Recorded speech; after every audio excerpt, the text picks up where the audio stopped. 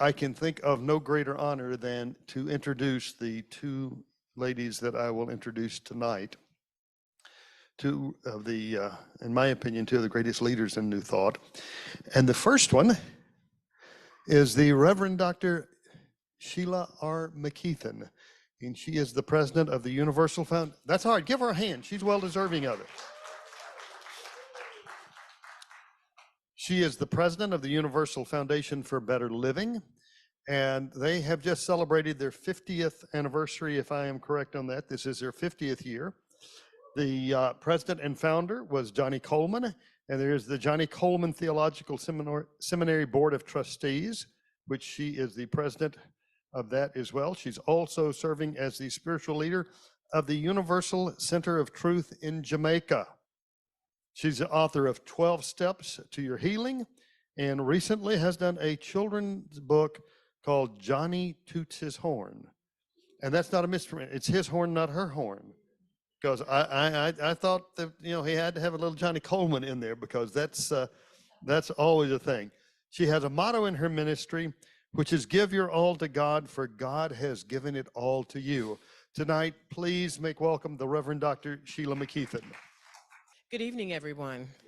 How are you this evening? Turn to someone and just really tell them how you're doing. Just turn to someone. Our virtual audience as well. Just check in with yourself. Let's see how you are doing. Check in. Charles and Shakira, check in. Check in with Sandra and Jim.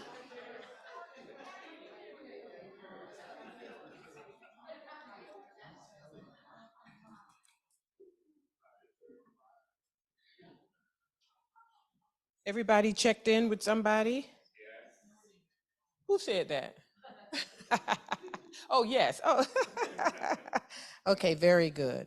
For the few moments that I'll be with you tonight, I am grateful. So thank you very much. Let's give the music team a round of applause as well. Thank you so very much. Tonight, I just want to share a couple of thoughts that I have about New Thought, and I would ask that you join me in exhibiting more faith in the New Thought message than fear. Fear that people are gonna leave us. Fear there won't be enough. Fear that we'll look weird, will sound weird, just fear. Fear it won't work. Fear we will lose. Fear, fear, fear. And I'm asking that we have more faith in the teachings.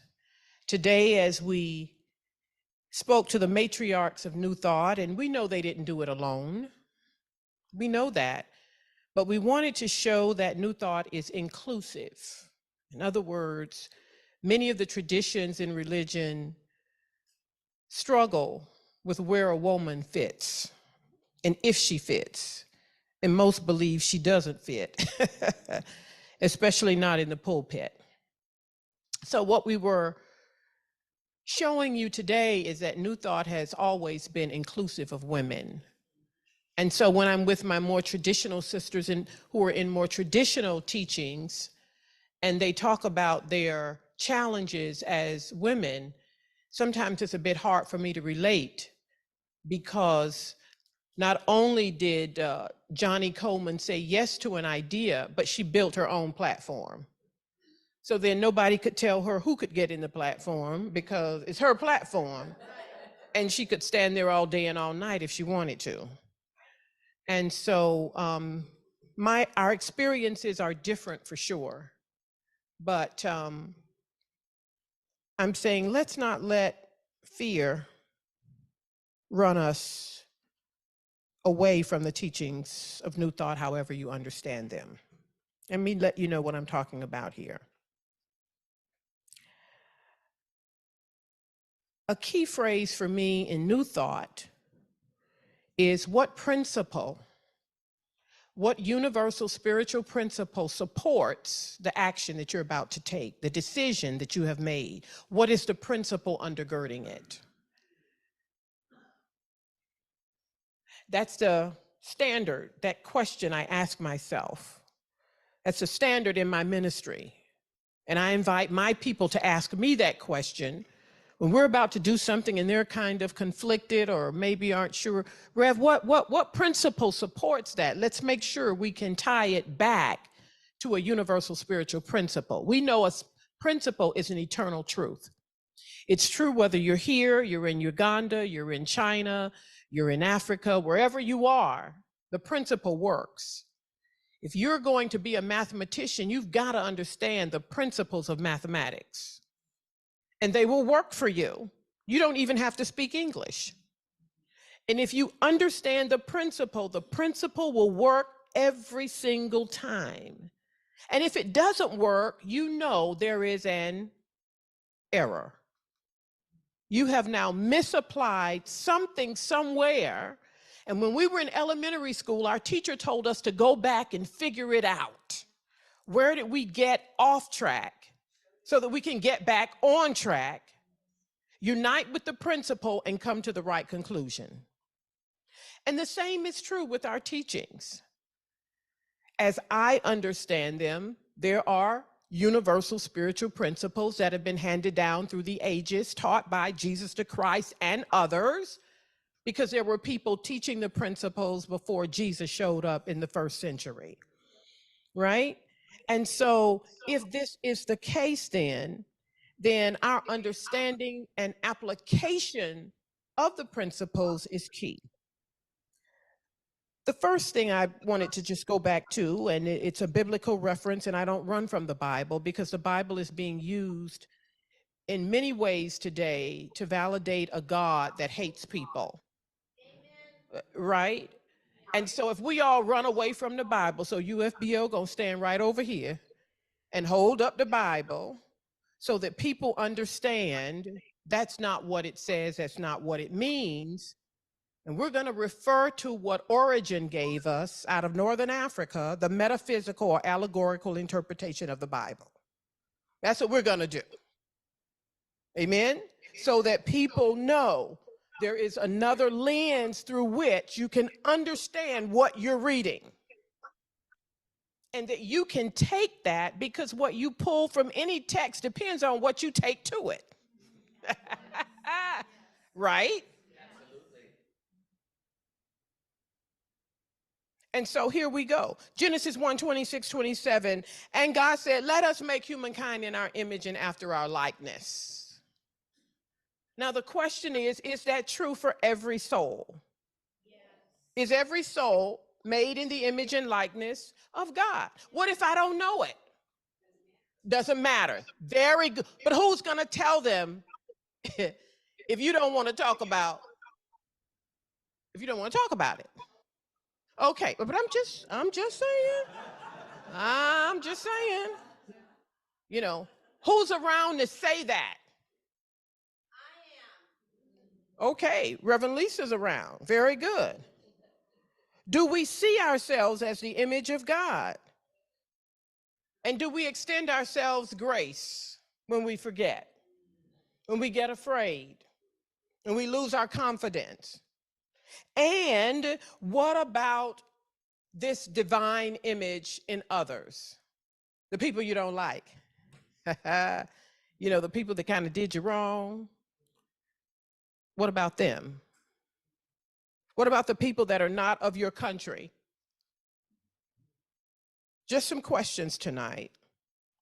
The name of God is invoked to support violence, harmful behavior, slanderous behavior. And so if we run away, and because we're afraid of the word God, and we know there are other names, I say the God presence, the creator. There were a lot of the names used today, the supreme one, the one who is above all, in all, through all, as all. The one who actually is nameless. Let's go Greek. The one who is Alpha and Omega and all points in between. So there have been many names for this divine one, this divine presence of which we express. And so we give thanks because as we address this, we also are able to talk about the aspects of this presence. So when we sit here and we sing of peace and joy and justice and happiness and harmony and getting along and sufficiency, the enrichment, the fulfillment, we're always talking about that from which we come. We talk about the healing power. We talk about wholeness. We talk about the will of the Creator as absolute good for you and for me and for all people everywhere. And we give thanks for that.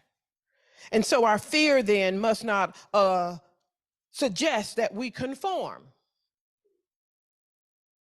to that which is outside of principle, regardless of your personal preference. If it's not in alignment with the principle, it's not sustainable. And that's why you can fear not. There was an incident happening in a church, and I remember someone writing me and saying, "We saw the prayer you wrote. Are you sure this is going to work? Because it's not looking too good." I said, I have no doubt it's not going to work. I know it's not going to work because there's no principle to support it. There's no principle to support it. Principle is permanent and enduring. And if there's no principle in it, oh, you can have the experience, but it's not permanent and enduring. It has come to pass. It is temporary. This is why Jesus said, judge not by appearances, because appearances are temporary. They'll soon pass. You just watch. They can't stay. One of my members said to me, Rev, are you saying it came to pass and not to last? I said, I like that. It came to pass and not to last because there is no principle to support it. So we don't have to conform to the world. We can be transformed by the renewing of our mind. I remember sitting in I don't even know what it was, some conference or something with my teacher, the Reverend Dr. Mary Tumpkin. And we were talking, and there was a speaker on stage who was outside of the New Thought movement. But you know, these principles are timeless, so they're everywhere. They've always been everywhere. And so she says, one day we're gonna wake up because we keep paying people to come into our setting who have repackaged our principles and selling it back to us. She said, why aren't we selling it ourselves? And I don't mean going out there asking for dollars, but what I'm saying, recognizing that these are the universals, the same universal spiritual principles that, let's go back, that Emma Curtis Hopkins practiced, that Quimby practiced, that Emerson saw as a possibility. There's a question that Emerson asked that I love very much, and it's a question that comes from my soul all the time, and the question is, will you go all the way? I hear it all the time.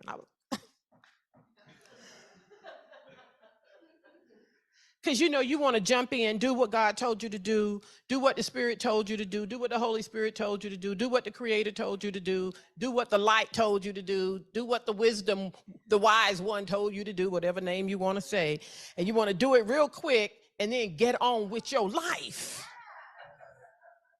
Is that, you know what I'm talking about? It's like, okay, I can do that. And you go and you do it and you do a good job. And now I get to go and do my life. And you don't. You get another assignment. Will you go all the way?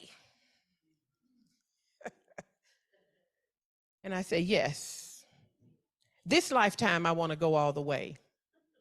I believe in the reincarnation of the soul, and I do believe the last time I did not go all the way. That I did some, because I could see it. I did some work, and that's why my soul is ready now. It's because of previous work that I've done. Yes. And so I'm just picking up from where I left off.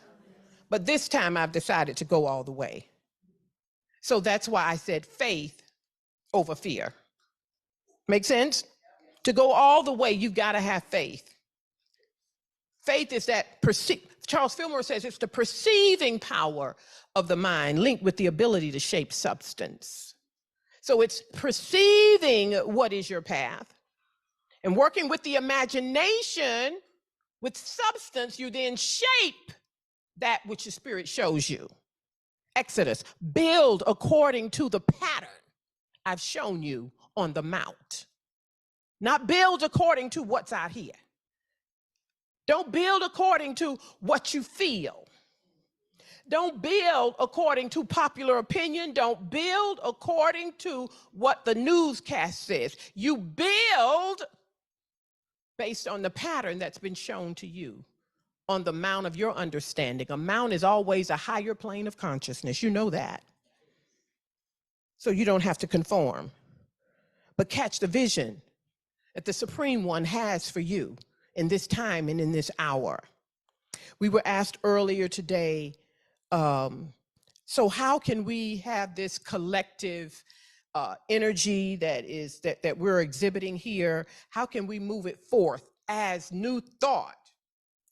And the reason I brought up the meetings we've been having for 2 years now, I guess we will now be going into our 3rd year, which is very good.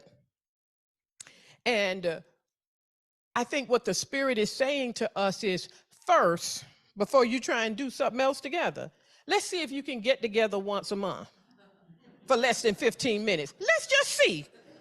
No, let's go save the world. No. Let's see if you can meet for less than 15 minutes. Every first, we do Wednesday or Thursday? Wednesday at 1 o'clock Central Time. Let's see if you can do that first. See, sometimes we want a big assignment. No, can you wake up and pray first? Anybody know what I'm talking about? We want a huge assignment. God, let me just set the world on fire.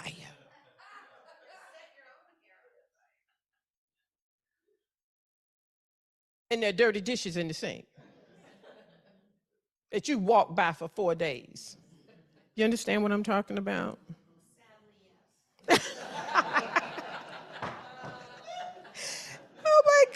Oh my gosh, okay.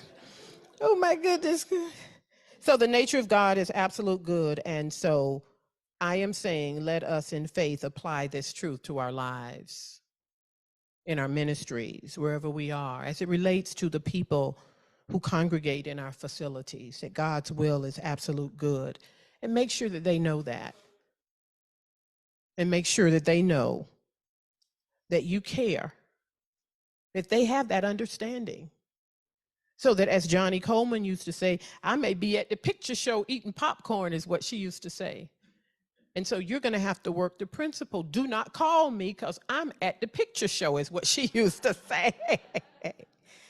Make sense? So how can we then just work together in faith? Well, we can show up and we can have those sessions together, just touching and agreeing, everybody bringing whatever they'd like to bring to the circle. We touch and agree on what is the truth. You can never pray too much. Did you know that? You can never gather too much in stillness. You know that, right? Okay. The next thing that I think is a natural fit for New Thought is if we work on the 17 sustainable goals adopted in 1992 by the United Nations. More than 178 nations signed on for these 17 sustainable goals. I'm asking you to Google those goals because they fit very nicely in New Thought. Here are a few. by 2030, this was in 92 now, no poverty, zero hunger. You said you want a world that works for everyone. Let me say this again.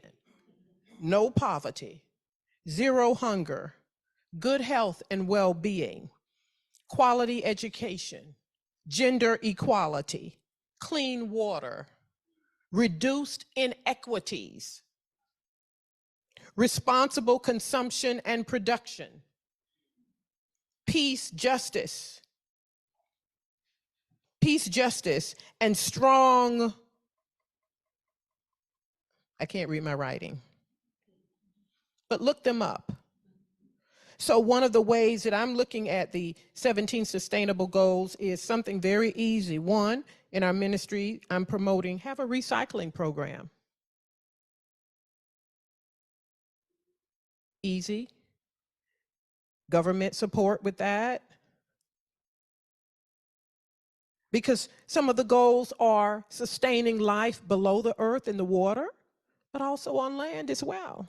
Your barrier reefs are being torn away. The fish, it's predicted that if we don't turn this around, there'll be more garbage in the ocean than fish. So there are things that we can do. And then I want to just say to you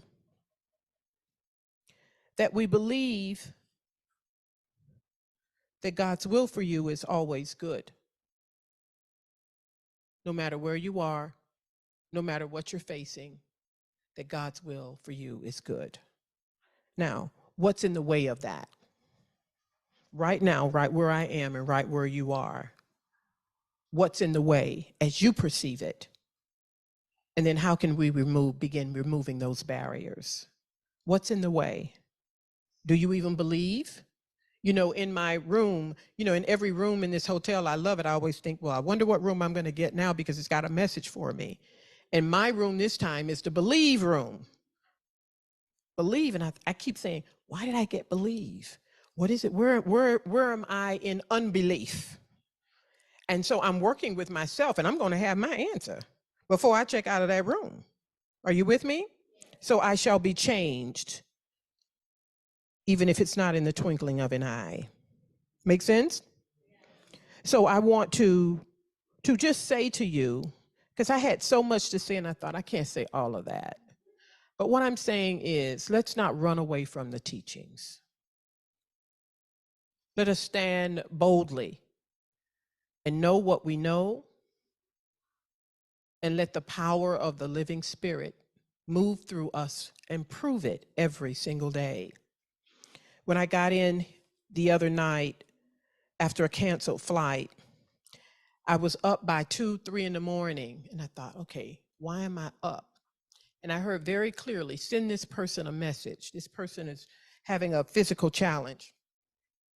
And send this person this message, but I didn't know anything because I had already left Jamaica and all of that stuff. And the person said, I sent a message, and I was told, tell the person to surrender, that they're trying too hard. Just surrender, release, and let it happen through you. Just release. And then the song came, I Surrender All. So I went on YouTube and found a nice version of I Surrender All. I think CeCe Winans was singing it. And then I sent the two. And what happened was the person responded. This must have been 3 in the morning, and said, you don't know how I needed this. And in that moment, I just said, thank you, Divine Spirit, for obedience. So we never know how we're being led. We never know how we're being used, our gifts, our talents, how our conscious awareness is being pulled upon, drawn upon. You never know. So listen, fear not. After I sent that and the person said, you don't know how much I need this, I went back to sleep. Up again, okay, what is it now? Tell the person, stop being afraid. They're afraid, and they don't need to be afraid. It's going to be okay, and they're going to be okay. and they're going to have a wonderful testimony to tell. They're going to come through this. So I typed it up. I either typed it or did a voice note. I don't remember which one. And I sent that. I went back to sleep. I woke up the next morning. I had a text from a friend of their friend saying, I forgot to tell you we had to put the person in the hospital. So I was actually writing them and they were in the hospital. I didn't know that. And emergency surgery had been planned. I didn't know that. So that was the fear part. And I said, wow, God. When you in the room today, talking about the interconnectedness, you started to talk about we're all connected. So what's affecting this person over in another country, I'm picking up on it and being given instructions. But is that not what happened in Damascus with the eunuch? Is that not what happened? So wherever we are being asked to be of service, to serve, to love, and to do whatever it is that we're here to do. And that's a good thing, yes? Now, I want you to just turn to somebody for a minute. And if you're listening virtual, I want you to just maybe think about it if there's no one watching with you. And I want you to just turn to somebody and I want you to tell them why you're here.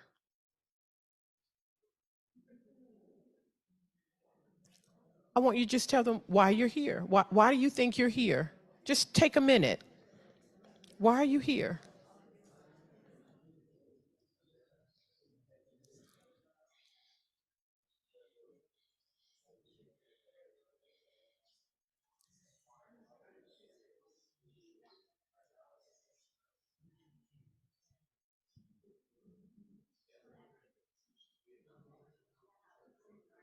Are you guys talking in the back, Robert? Yeah, why are you here? However that lands for you.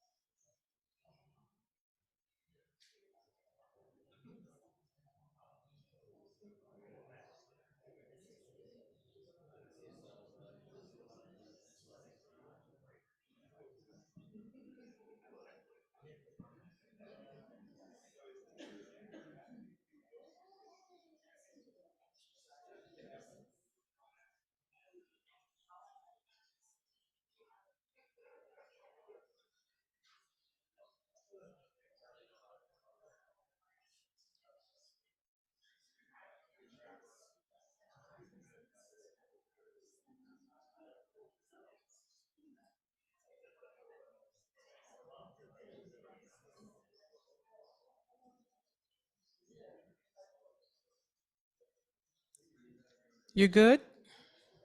Well, they're really going at it. Look what I've done.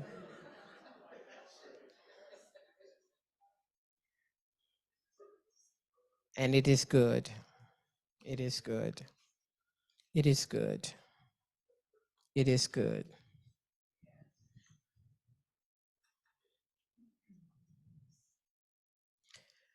Always have a sense of why you are where you are. It's always for a reason greater than what appears before you.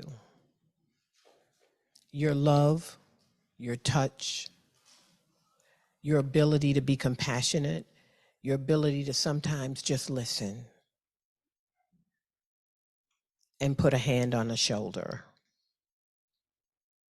Sometimes I think I'm here with 2 legs because a doctor did that for me. Dr. Deborah Gutterman, I'll never forget her. And I'm so glad that I had such an attitude of gratitude that I wrote her, sent her some flowers to let her know what that meant to me. because there was one set of doctors, they just gonna cut a leg. And she came in and asked me some questions. You know, have you been in this? Trying to find out if I've been in some chemicals or, you know, something like that, and blah, blah. And as she was leaving, she put her hand on my shoulder. You know what she said? We're gonna get through this. You know how many hands I placed my hand on person's shoulders and just said, we're gonna put your hand on somebody's shoulder and look at them and tell them we're gonna get through this. And you don't need to know what the this is.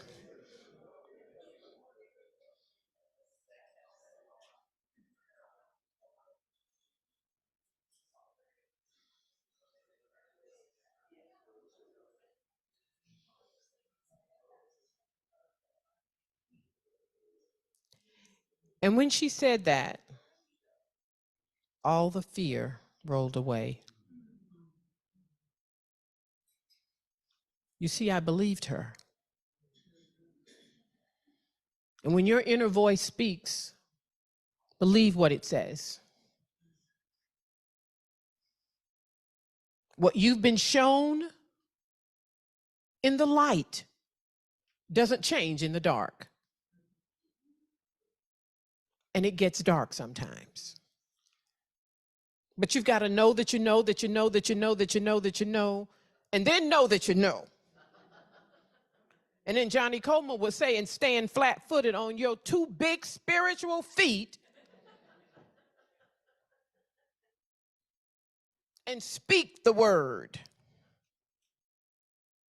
of freedom. And so we give thanks for that. So tonight, I hope you've gotten something from this talk. Like I said, I've just got a lot going on. I was saying to Dr. Sunny that it was almost like I felt like I should be in the room just saying nothing. So it was really, this is probably one of my more difficult talks, just because I just felt so empty. And I just wanted to be available to whatever came through. So I close by saying to you, because I don't know how many minutes I've got. I don't know if I'm over or what. But I want you to know that, and this isn't a sales pitch, I just want you to know. A lady showed up with yellow eyes. I'd never seen that before. I don't know names of medical conditions because that's not what I study. And so I had this little pamphlet that God had directed me, the Spirit had directed me, just said, you know, if you had to talk to people about healing, what scriptures would you give them? And make it for anybody. So I said, okay, and I did that. I had a little pamphlet. I didn't know what I was going to do with it. Anyway, long story short, when this lady came, the voice said, get the pamphlet, get the pamphlet, get the pamphlet, get the pamphlet. Okay, and I went and got the pamphlet, and I went through it with her. And I don't know how long after it was there, but I greet my people after church on Sunday. I stand in the front in the foyer or outside near the fountain, and I greet if they want to be greeted. They don't have to, but if they come over, they get a hug, they get whatever, handshake, whatever they want. That's, you know, that's. So we were doing that, and this lady came through, and I, you know, said hello and gave her a hug and moved on, and she stepped back like this, and she said, you don't remember me, do you? And you know when someone says that, you kind of really look in their eyes. And I said, oh my God, you're the young lady with the yellow eyes. Listen to me, what did you do? Because her eyes were so clear and pretty. She said, remember that little pamphlet you gave me? I said, yeah. She said, it worked. Oh. So God said, okay, now, so you can't sit with everybody like you sat with that lady. So do your 12 steps, do a book, and that's what I did. God sent the lady to format it and do the cover and do everything. That's it. So that's what 12 steps to your healing is. And I'm just letting you know this. Then last year I was sitting in the living room, and it was some crazy stuff on TV, or maybe 2 years ago, I don't even know. And I sat there and I said, why can't we just listen? How do I listen more? Why can't we just listen? Doesn't this person have any friends to come and say, my minister always said to me, Sheila, you always have people around you, somebody who will pull your coattail and say, hey, what was that? what, what's that all about, Sheila? What? In other words, check you. She always said that. If you got a bunch of yes people around you, you ain't going nowhere. You're going to have somebody check you. And so I was sitting there in all of that, and all of a sudden these words came. So I wrote them down real quick. I said, oh my God, these words. I said, oh, it looks like a children's book. But I didn't know what to do with it. I never wrote a children's book before. So I went to work, had somebody type this up. 2 days later, one of my members who moved to Connecticut called me. Rev Sheila, I got something to tell you. What you got to tell me? Yay. Some good news. Yay. I'm starting a children's book publishing company. What? I'm starting a children's book company. What? I got your first book. Angela, you know that thing you typed up for me yesterday? Send it to Diane. That's Johnny Tootsie's horn. And so one of the things that we must remember is let's not leave the children behind. Let's not leave the children behind, because they are getting such mixed messages in the world today. How will they, number one, turn within to get their own answers, but number two, be able to stand up for what they truly believe and not bend to the outer pressure? My little nephew, well, I say little, but now he's 16 and he's not so little anymore. But I saw something, and so I called his mother. I saw it on social media. It just popped on my page. And I said, it looks like one of Jaden's friends has passed away. They're 16. And so I said, looks like, I said, because he's in a picture with these people. What is going on? He went out with 2 friends.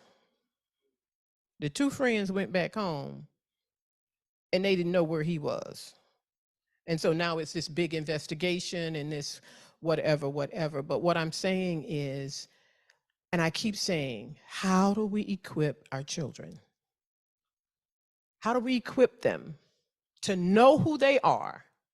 But if we in fear run from who we are, I don't know how much good we're going to be to our children. And when I say children, I'm talking generations, even those unborn. So we are here for a reason. We are here. The tools have been placed in our hands. It is up to us. We are in that 4x4 relay, and we cannot drop the baton of truth.